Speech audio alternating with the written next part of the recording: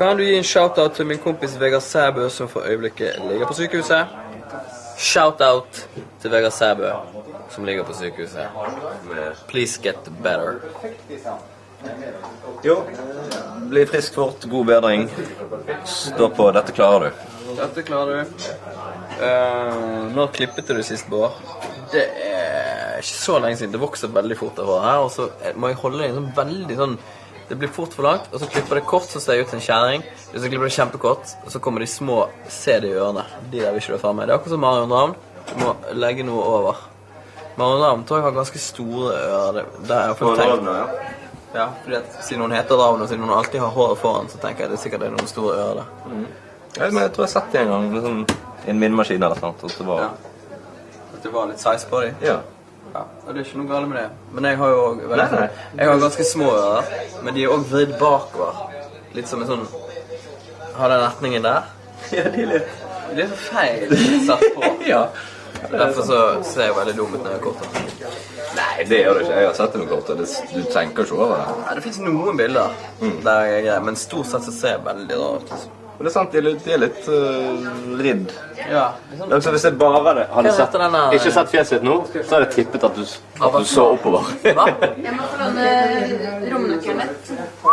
Må jeg sjekke ut? Nei, jeg skal hente pressen til Vegard. Ja. Du tok bare min sist. Hæ? Nei, jeg har ikke tatt noe av den da. Ikke noe treng. Her er det en som savner Birgo, savner Magnus. Hotellet? Det er jo ikke... Hvor blir det? Er det noen som har sagt at de savner meg? Det er resepsjonen. Nei. Altså, Jeg har vært vekke ganske lenge. Du har det? Jeg har ikke tenkt på at du har vært vekke heller før. Jeg har vært og sett på Bitte den. lite rom. Hvor har du vært den her, Vegard? Hm? Hvor har du vært den? Jeg har vært oppe på... Jeg skal gjøre noe sånn klatregreier i dag, og så... Jeg har vært oppe. Ser dere noe spesielt med meg? Ja. Nei, det er jo ikke sånn å si. Nei, men jeg har den oppi, det er jo det. Du har en sånn hjerneskadet tiss.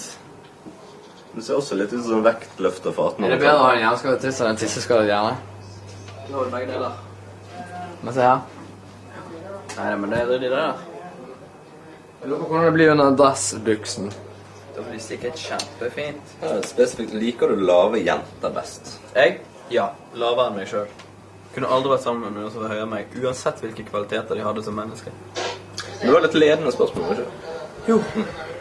Good morning from Tennessee in USA. Tennessee, Indiana. Minneapolis. Du, her er det en Sander Bergesen som spør. Bård, Ja. er du skjev i møge? Ja. Hva betyr det? Skjev i møge. Ja. Er det dansk, eller? Er du skiv i møge? Ja. Bård. Det tror jeg faktisk... skiv i møge? Det tror jeg faktisk... Ja, ikke det. Jamen, jeg er så skiv i møge. Jamen, jeg er så trist for, at jeg kommer for sent. Men du skal bare vide, at jeg er litt skiv i møge. Og det kender man, når man står op, og man er kæv. Hva betyr det? Vet du hva det betyr? Å være skjev i møge? Det vet jeg. Nei. Kommer dere noen gang til å bringe tilbake Ylvis møter veggen? 1, 2, 3. Ja! Kommer familien Jo, de til skal dere det. alle i kveld? 1, 2, 3. Ja. Nei. Har dere skjult Og jeg kamera på familien, den, ja? hele storfamilien. Nei. Herregud. Tanter og onkler. Jeg har jo en på 2,5 måneder.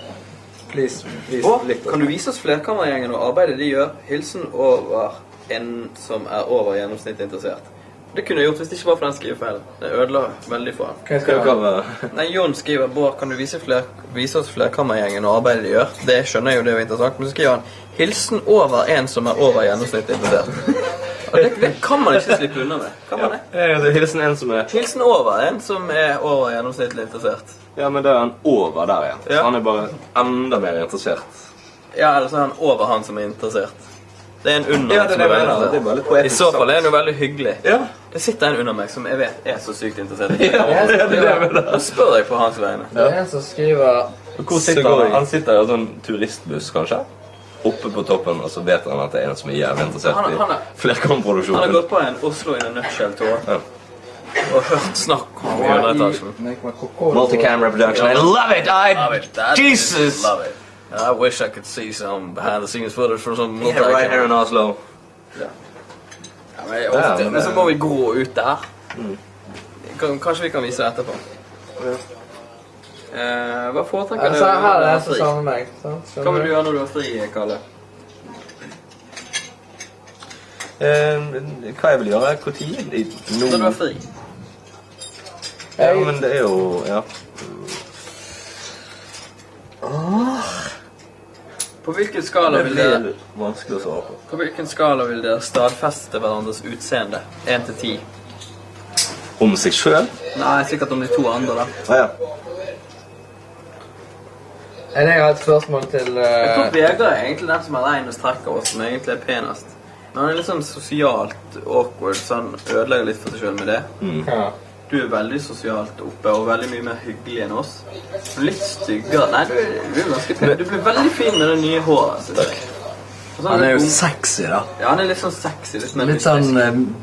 litt mørkere på en litt spennende måte. Ok, vi skal si det ekstremt. Litt sånn... litt sånn Mick Jagger-sexy. Ja, sånn, ja. Det var veldig ekstremt, altså. Det var... Mick Jagger nå, eller Mick Jagger før? Ja, Mick Jagger før. Først og fremst. Ja, jeg synes han er jo sexy nå. Nå. Men, ok. Du har et spørsmål til dere to. Hva var den siste expansion dere spilte på World of Uttaler Warcraft? meg om utseendet til dere. Jo, det kan du godt, men jeg tror dette er mer interessant. Ok. Hva var den siste expansion dere spilte på World of Warcraft, og hvor gamle var dere? Burning Crusades. Hvor gamle var dere? Det var jo i 2008. 7, 6, 5, 4, 3. Ja, alle de årene har vi spilt. Nei. Jo, men vi begynte jo med en gang det kom ut, og det var i 2004, Nei, jeg var ganske sent. 5. Ja, men husker jeg bodde, jeg satt på Toms der i rommet Men med det- Edderkoppen. Ja. Og det var jo i 2005 i hvert fall da. Men var ikke 16. Burning Crusades, er ikke det før Wrath of the Leech King? Jo. Den siste står der. Nei, den siste vi spilte, for vi har jo gitt oss. Ja. Men har ikke dere spilt Wrath of the Leech King? Nei, altså alt er jo samme dritten, det er bare add-ons liksom. Jo. Nå er det jo Mist of Wrath of Pandaria. the Leech King tror jeg spilte i og med at jeg klarte å bli level 70. Så Nei, det- 70 ble... 70 var jo... Burning. Burning Crusades ble det jo 80. Ble det ikke? Arrest Me Ja, nå, FM Development. Da dette kan er det jo bli 90. 7 år. Det er jo nesten 8 år siden jeg sluttet å spille. Så. Kan dere lage en World of Warcraft-sketch? Selvfølgelig. Nei, kan vi... Ja, klart det. Kek. Kek. Spilte du også, eller? Nei, det er jo det som er... Han snuste Det er jo, på- jeg liker bare på disse her. Hvilken var favorittinstansen din, Vegard? Det tror jeg var det der... hva de heter, de der grottene. Det er ikke Molten Core. Molten Core. Men jeg er jo en sånn romantiker, da, så jeg liker bare liksom valse rundt i Stormwind City og bare... Ja. Og bare... Synge noe musikk fra World of Warcraft? Nei, det kan jeg ikke. Elven Forest. Elven Forest.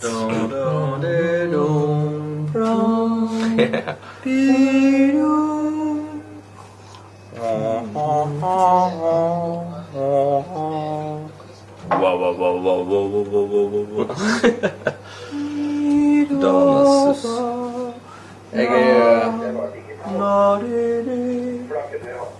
Jeg tror du kan mye mer om flyging enn jeg kan om en World of Warcraft. Godt er det.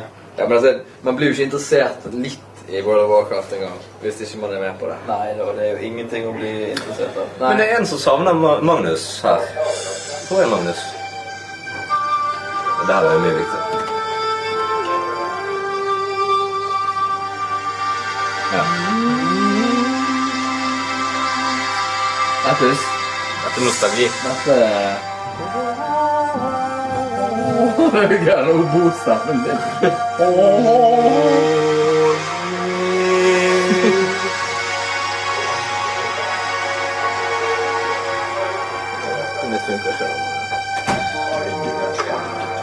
Nei, så kunne jeg sittet hele dagen. Liker dere motorsport som for eksempel Formel 1 og rally? Ja da! Jeg liker ikke å se på det. Jeg synes det er ganske kjedelig å se på. Passer Ja, ikke. rally kan være ganske gøy. Jeg liker å spille VRC og sånne Tom Men Clancy. det er Ikke sånn vet en hilsen til alle de fantastiske og flinke folkene som jobber på Coop Extra Melhus. Melhus, har ikke vi vært der og spilt? Nei, vi har aldri vært på Melhus og spilt. Du blander med oppe i Lofoten. Fiskebøl og Melbu. Melbu, unnskyld. Men vi har jo kjørt gjennom Melhus. Ja. Men de er sikkert flinke, de. Did you play Horde or Alliance? Alliance. Hjerter så gode som gull Jeg her. hadde jo en Night Elf og en Human. Bård, hvilken rase er min i? Hun er en Bichon Havanese. Hvilket er deres favoritt-dataspill noensinne? Det må jo være Battlefield felles. Jeg tror Battlefield, der har vi vært med i forbindelsen hele veien opp. 2142 spilte ikke vi så mye. Jeg hadde det så vidt, men det var aldri noe. Der er jeg med. Der er du med. Der er jeg med. Sniperkongen. Sniperkongen. Jeg har altså rekord i sniping i... Tja, jeg vet ikke om du har den lenger nå. ikke nå lenger, nå er jo tapt lenge. Marksman! Ok, Marksman, headshot. Det skal vi sjekke. Jeg kan ikke sjekke min, for det er jo for... Jeg har jo... Nei, jeg tror jeg hadde 514 var vel min rekord. Hvordan har du kommet inn på din egen Jeg går inn på Facebook? Egentlig jeg bruker aldri. Men husker ikke du sånn cirka hva det var? Veldig få ting. Tusen takk. Det er veldig få ting vi har snakket om som har gitt så mye... Det er ikke sant? Ja. Veldig få ting vi har snakket om som har gitt så mye sånn tilbakemelding som World of Warcraft. Er det sant? Det trykket åpenbart. Ja, det er mye Hva ser dere på? beste World of Warcraft-klass. Hva ser dere på? Dette er en sånn chat på direkte.vg.no, og der kan du være. Jeg er på tweeten, jeg. Og den tweeten er du. Hvordan var det å spille på Stavernfestivalen? Var ikke det helt sykt gøy? Jo, det var kjempegøy. Det er litt lyst da, for det var midt på dagen. Men det var fin scene, det var veldig god lyd. Det var en av de En av de bedre. Det jobbene. var veldig moro. Og så fikk vi spilt lurt inn litt golf på formiddagen da. Korthullsbanen der oppe. Det er sånn... Ikke feil det. Bård har liksom World of Warcraft og golfing, det er liksom hans greie som jeg ikke. Mens jeg har flyging og brodering. Jeg klarer ikke helt at det er så smått der. Hva du sier? 1200? 1200, ja. Du hadde 500 nå. Men er det noe nytt system?